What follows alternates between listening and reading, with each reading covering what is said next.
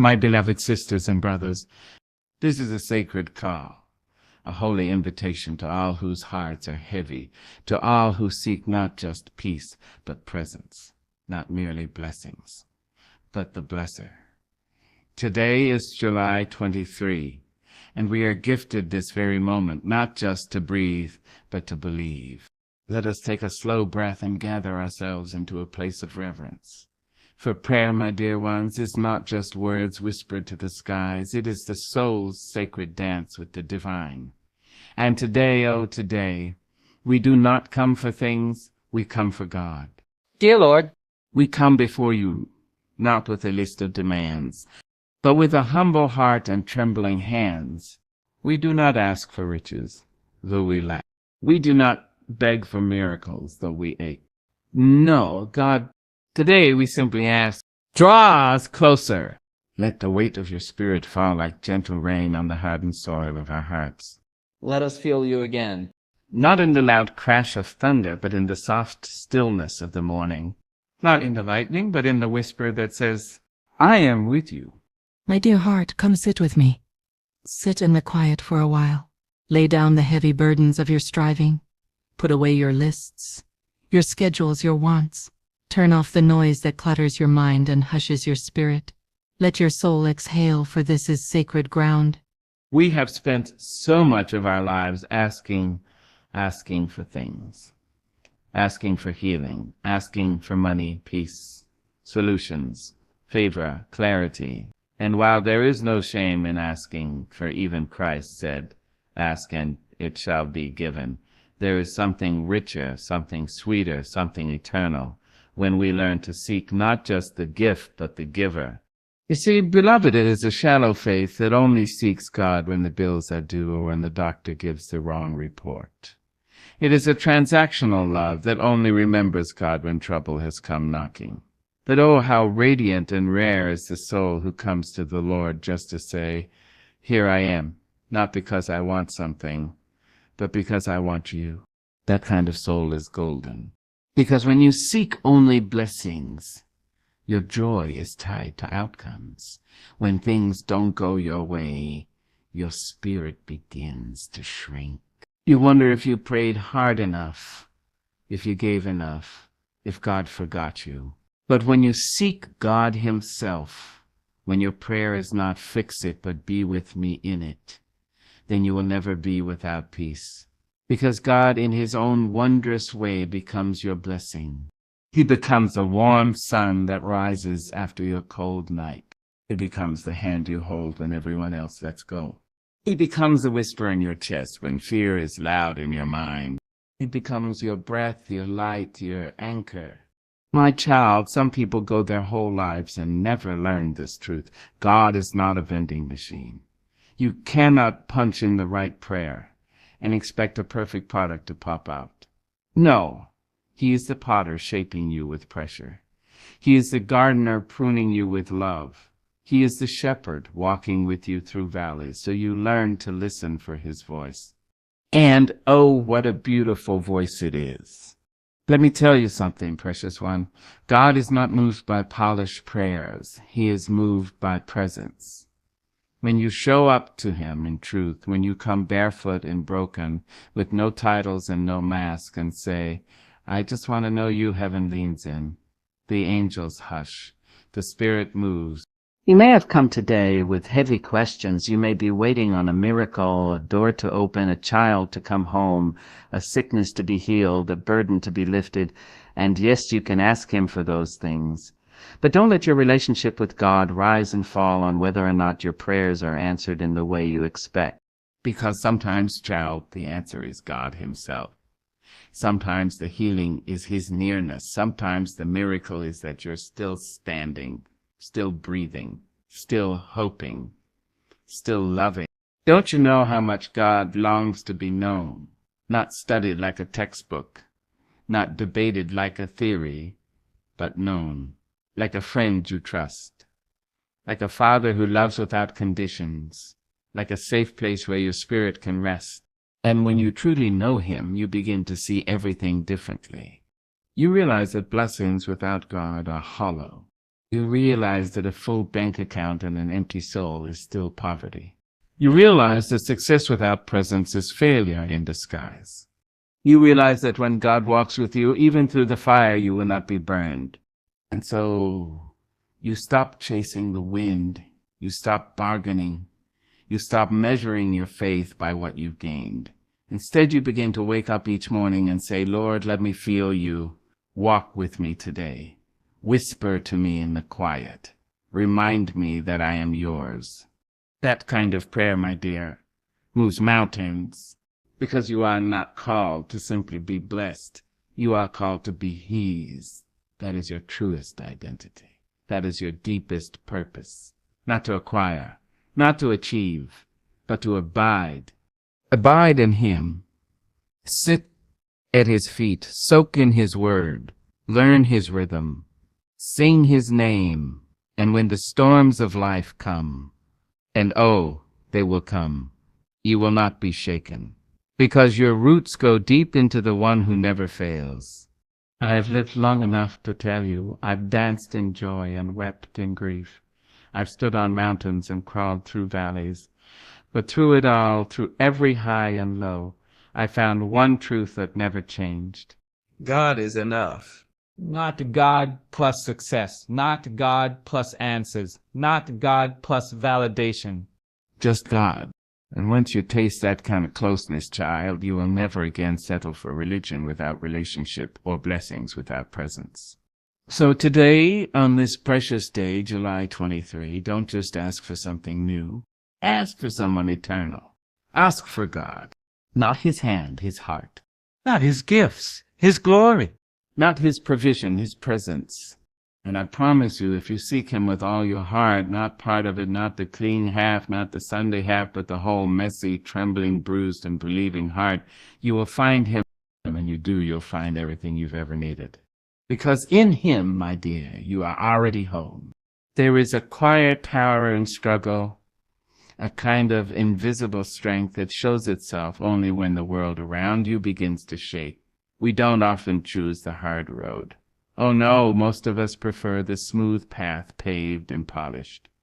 But faith, my darling child, is not born in ease. No, faith is a fire forged in the furnace. It does not grow in comfort, it blooms in chaos. You learn what you believe when believing is all you've got left. I have walked through rooms that felt like tombs. I have sat beside empty chairs and felt the absence of love like a winter wind. I have cried in dark corners where no one else could hear, and in those moments when pride had left me and strength had failed me, that's when faith found me. It didn't come in with trumpets. It came in like a whisper. It didn't stand tall. It knelt beside me. It didn't preach. It held me. And I learned that the God of the good days is also the God of the bad ones. We often mistake faith for feeling. We think that if we can't feel the presence of God, He must not be near. But, oh child, the seed doesn't feel the sun when it's buried beneath the soil. Yet the sun is there, always calling it up, drawing it out, warming it to life. And so it is with God. Just because you're buried doesn't mean you're forsaken. Sometimes you're just planted, and planted things grow. Do you understand what I'm telling you? Your struggle is not a punishment. It is not the evidence that God has left you. It is in truth the sign that He trusts you with transformation. For every person who has ever had great faith has also walked through a great fight. Is Job who lost it all and still said, though He slay me, yet will I trust Him. David, chased and hunted, wrote songs in caves. Esther stood trembling before a king, but faith made her brave. Even Jesus, oh yes, even Jesus went through Gethsemane before the glory. So who are we to think our journey should be soft? No, it is in the dark where faith is built. It is in the fire where your spirit learns how to breathe without fear. In the midnight hour when tears fall freely and prayers come out broken. That is when God is doing His deepest work. Not around you, but within you. You may not see the change yet. You may not feel the breakthrough, but trust me, child. Trust me, something is shifting inside you. Strength is rising like the tide. Patience is learning how to walk. Grace is taking root in your belly. And faith, glorious, unshakable faith, is unfolding like a sunrise in your soul. The enemy will try to convince you that struggle means failure. He will whisper lies like, you should be farther along, or if God loved you, this wouldn't be happening. But listen to me now, that voice is not your shepherd. The shepherd says, I am with you in the valley, in the fire, in the flood. I will never leave you, never forsake you. That is the anchor you hold on to when the wind rises. That is the truth you cling to when your knees hit the floor. God is not just watching your struggle, He is working through it, and He is growing you in the process. Oh, how we want to skip the process. We want harvest without planting, wisdom without wounds, testimonies without tests. But it does not work that way, my sweet one. Just as the pearl is formed by irritation, and diamonds by pressure, and gold by fire, so is your faith shaped by the struggle you face. The woman you are becoming is stronger than the woman you prayed to be. Because now you know what it feels like to walk through hell with heaven in your heart. Now you know how to speak peace in the middle of panic. Now you understand that joy is not the absence of pain, but the presence of God, despite the pain. And let me tell you, there is no faith more beautiful than the kind that has been through something. The kind that's cried itself to sleep, but still woke up whispering, God is the kind that doesn't need perfect conditions to praise because it's already been through the storm and found out the anchor holds. So if today finds you in the middle of a struggle, if life has snatched the wind from your lungs and you're walking with questions instead of answers, know this. You are not losing your faith. You are learning it. You are not being broken to stay broken. You are being broken open so that more light, more wisdom, more God can fill you. Don't rush through this season. Don't wish it away. Sit with it. Breathe in it. Let it teach you. Let it mold you. And above all, let it lead you deeper into the arms of your Creator. For when this moment passes, and it will, you will emerge, not bitter but better, not weaker but wiser, not shaken but steadied, and your faith will no longer be built on what you've been given, but on who God has proven Himself to be. And that, my darling, is the kind of faith that lasts. It is the kind of faith that does not flinch when trouble knocks. The kind that does not fold when trials come. The kind that knows, no matter what comes, God is with me. God is for me. And this too shall pass. Yes, your struggle is real, but so is your strength. And your faith, hard-earned, heaven-grown, storm-tested faith, is more precious than gold. Let us talk softly now, heart to heart, soul to soul. Let us enter into the sanctuary not made with bricks or mortar, but carved out of silence and stillness, that sacred space where prayer truly lives. Because prayer, my dear, is not a performance. It is not a ceremony done for applause. It is not a perfectly spoken monologue offered to impress the heavens. No, prayer is not something you present, it is something you pour. Prayer is intimacy. It is the language of longing, of love, of surrender.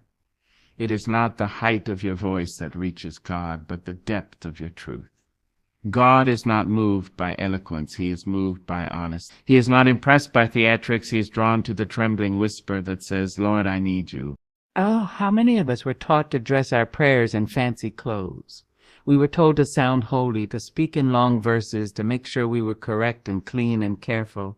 But don't you know, child, God sees past the words. He sees the heart behind the whisper, the pain behind the praise, the fear behind the faith. He hears what we can't say and holds what we're afraid to feel. You do not have to perform for the God who created you. You do not have to pretend to be okay. You do not have to use perfect grammar when your world is falling apart. You do not need to recite what you think He wants to hear. What He desires more than anything is you, just as you are. With all the mess, the wonder, the doubt, the fire, the weariness, the worship. When you come to Him broken, you are not rejected. You are received. When you come to Him confused, you are not shamed. You are seen. When your soul can barely form a word and all you can offer is a groan, a tear, a sigh, my child, that is a prayer. That is intimacy. That is real. You see, when you love someone, you don't just talk, you connect. And when you pray, you are not giving a speech. You are having a conversation with the one who knows the number of hairs on your head and the silent aches of your spirit. You are entering a space where you are fully known and still fully loved. Do not underestimate the power of an honest prayer. A mother, alone in the kitchen with weary eyes and tired feet, whispering, "God, help me." A father staring out the window, whispering, "God, guide me." A child curled beneath a blanket, whispering, "God, don't leave me." Those are the prayers that shake heaven. Those are the prayers that angels gather and carry to the throne of God like precious treasure. There are no wrong words when the heart is right. There are no off-limits feelings when you are speaking with the one who made you. Bring him your anger. Bring him your confusion. Bring him your silence. God is not offended by your humanity. He welcomes it. He wrapped himself in it once, didn't he? When Jesus walked this earth, he prayed with sweat, with blood, with tears. He fell to his knees in Gethsemane and said, "If it be possible, take this cup from me." That was not a performance. That was presence. That was raw, real, heart-wrenching intimacy with the Father. And if Jesus, the very Son of God, prayed that way, then surely, surely we can too. We don't have to have it all figured out to approach the throne. We just have to come. And sometimes we don't need to say anything at all. Sometimes prayer is just being there, sitting in the silence and letting God be God. Letting his peace wash over you, letting his spirit comfort what words cannot reach. You can pray while driving. You can pray while cooking. You can pray in the shower, in the grocery store, in the garden, or in the hospital room. Because prayer is not about place, it's about presence. It's about a heart turned toward God, a soul leaning in, a spirit reaching out, however it knows how. Don't let anyone tell you your prayer isn't good enough. Don't let tradition rob you of truth. Don't let comparison silence your cry. The prayers that matter most are not the loudest. They're the most sincere. And your sincerity, that quiet, trembling, precious sincerity, is priceless to God. He does not need you to perform. He does not want a show. He wants relationship. He wants your voice in the morning and your sigh at night. He wants the conversation you start while doing laundry and the praise you offer through your tears. He wants you when you're feeling holy and when you're feeling not so holy. He wants you in your success and your shame and your rising and your falling. Because prayer is the bridge. It is the rope that ties your soul to the throne of grace. And when you pray with intimacy, not performance, you no longer feel like a stranger before a judge. You feel like a daughter, a son before a loving, listening father. And that, beloved, is where faith becomes alive. So if you're waiting for the perfect time, stop. If you're waiting to be cleaned up, stop. If you think you have to earn God's ear, let me remind you, his ear is already turned toward you. Pray today, right now. Messy, shaky, simple, sacred. Whisper if you must. But act right if you need. Laugh if it comes. Most of all, be real, because that is what God desires. Not a show, not a script, just yay. And when you come to him that way, raw and real, you'll find that he's not only listening, he's been waiting. There comes a time in every soul's journey where the motions lose their meaning and the rituals lose their rhythm. A time when the routine of religion becomes a silent ache in the chest, and your heart begins to whisper, there has to be more than this. You can go to church every Sunday and still not know God. You can sing all the right songs, say all the right words, and yet feel empty in the silence of your soul. Because, beloved, God is not looking for performance. He is looking for presence. He is not chasing your perfection. He is calling for your closeness. There is something so gentle, so tender about the way God pursues us. He does not demand that we jump through hoops or memorize a script. He doesn't require our titles or our tassels. What he wants, what he longs for, is relationship. Deep, honest, personal. He is not impressed by what we build. If we have forgotten who we're building for, he is not moved by rituals that are empty of reverence. God, in all his power and majesty, still bends low to listen for the one who whispers, God, I need you. I've seen people speak in the tongue of angels, and yet carry hearts full of judgment. I've seen hands raised in worship, only to be clenched in bitterness by Monday morning. Ritual without relationship becomes religion, and religion without love is hollow. Loud, yes, but hollow. Don't let the pageantry fool you. God does not dwell in routine. He dwells in reality, in the raw, broken places where you are not polished, not proud, not pretending, just present, just you. When was the last time you sat with God and didn't ask for anything? When was the last time you talked to him, not because it was morning or because the clock said it was time or because someone told you that you should, but because you wanted to? That, my sweet one, is relationship. To wake up and say, "Good morning, Lord." I just want to start my day with you. To pause in the chaos of the afternoon and say, God, this is hard. Be near to me. To lay your head on the pillow and breathe out, thank you for keeping me one more day. God is not a task to complete. He's a friend to meet, a father to love, a presence to know. Now, rituals can be beautiful. Don't misunderstand me. They can hold power when they are filled with purpose. A morning prayer can anchor your heart. A Sunday gathering can restore your spirit. A candle lit in remembrance can carry 1,000 silent words.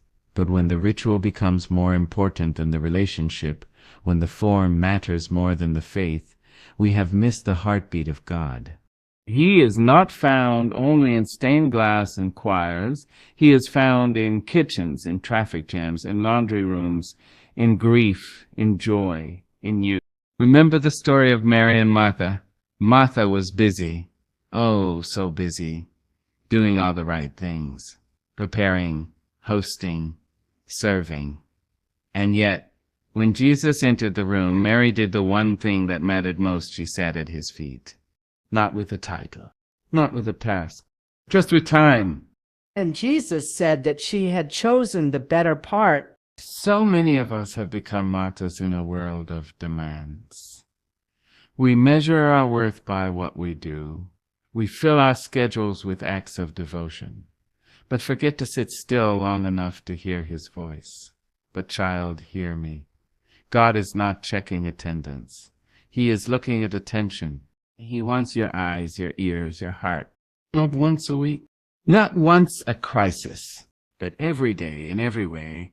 When you learn to walk with him, not just visit him, everything begins to shift. The air smells sweeter. The burdens feel lighter. The silence becomes sacred. And the ordinary becomes holy. God desires relationship. He wants the kind of love that keeps showing up. The kind of trust that talks to him about the small things, not just the storms. The kind of friendship that doesn't need a microphone, a pulpit, or platform. Just honesty, just presence, just truth. You can strip away the robes and the rituals. You can take off the religious makeup, stand there barefoot and bare-souled, and say, "Here I am, Lord," and he will meet you not in judgment, but in joy, not in condemnation, but in communion. You were made for this. Your spirit knows it. That's why the routines don't satisfy anymore. That's why the religious checklists feel shallow. Because your soul is crying out for something deeper, for someone real. Let your worship be more than a song. Let your prayer be more than a script. Let your devotion be more than a duty. Let your love for God be a living, breathing relationship.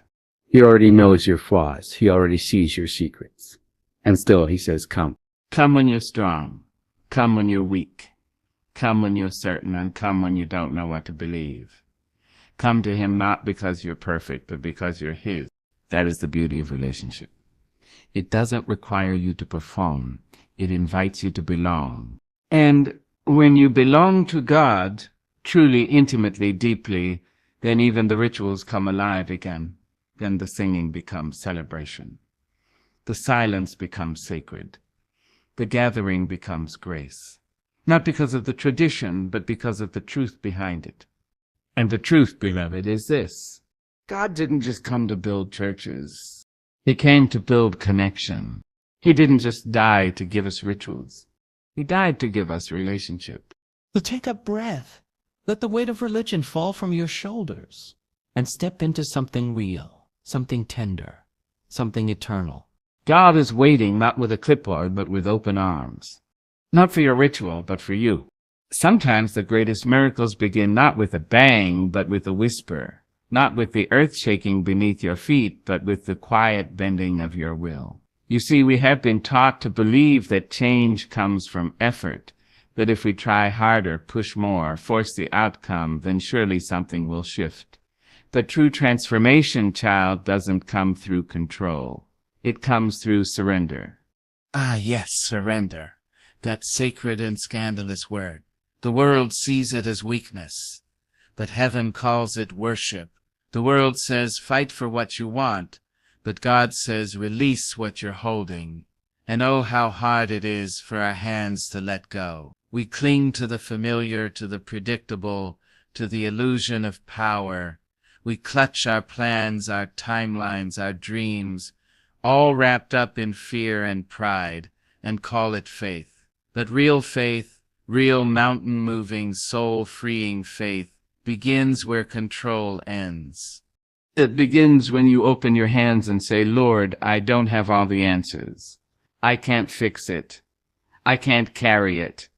I don't even know what tomorrow will bring, but I trust you. That is the doorway. That is the moment the heavens lean in and whisper, now, child, now we can begin. You see, surrender is not the end, it is the invitation. It's the moment where God meets you, not in the fullness of your strength, but in the honesty of your weakness. It's when the masks fall and the soul is bare. It's not beautiful at first. No, surrender is messy. It's tear-stained pillows and sleepless nights. It's letting go of what you thought you needed to survive. It's saying goodbye to a version of yourself you've outgrown. But hear me, there is glory in surrender. When the caterpillar surrenders to the cocoon, it does not know the sky is waiting. When the seed surrenders to the soil, it does not know it will break forth into blossom.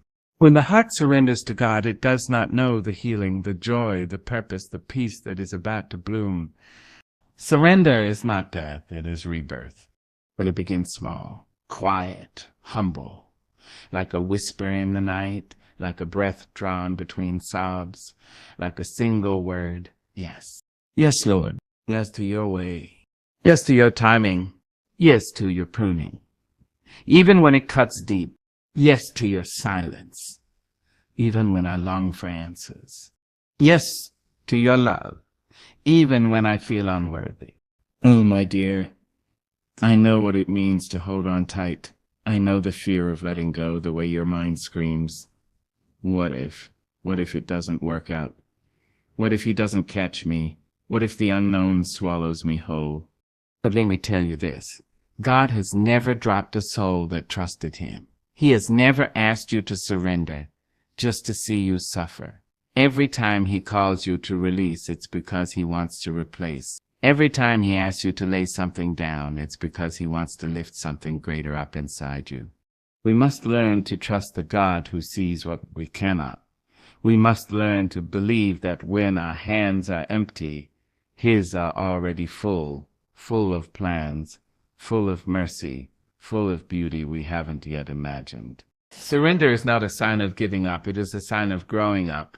It is the moment a child of God chooses to lean, not on their own understanding, but rest in divine wisdom. It is the moment when striving becomes stillness, when panic becomes peace, when burden becomes breakthrough. And it doesn't have to look perfect. Don't wait until you feel holy to surrender. Don't wait until you feel ready. Just come as you are. Surrender begins with a whisper. I can't, but God can. It begins with a sigh. I'm tired of carrying this alone. It begins with a tear. Lord, I give it to you. And from that sacred release, rivers of transformation begin to flow. Your heart becomes tender. Your spirit becomes teachable. Your mind becomes quiet. Your soul begins to hear the music of heaven again. And slowly, gently, you are changed, not by effort, but by encounter, not by pressure, but by presence. That's what God does with a surrendered heart. He steps in, he fills the empty space, he breathes on the ashes, he makes beauty from the broken. And you begin to see differently. The things you once chased no longer tempt you. The people you once needed no longer define you. The burdens you once carried feel lighter. And your joy? Oh, your joy becomes rooted in something deeper than circumstances. It becomes rooted in Him. But none of it, not the peace, not the freedom, not the transformation, comes without the first step. That quiet, trembling, holy step called surrender. And it is yours to take. You don't need a perfect prayer. You don't need a church service. You don't need a title or a robe or a scripture memorized. All you need is this moment. This breath, this decision. God, I surrender. Not because I'm weak, but because I want to be strong in you. Not because I'm lost, but because I know you are the way. Not because I have failed, but because I trust you to restore me. Transformation begins here. Not in the thunder, not in the lightning, but in the still small whisper of a soul, letting go. So let go, my love. Let go and let go.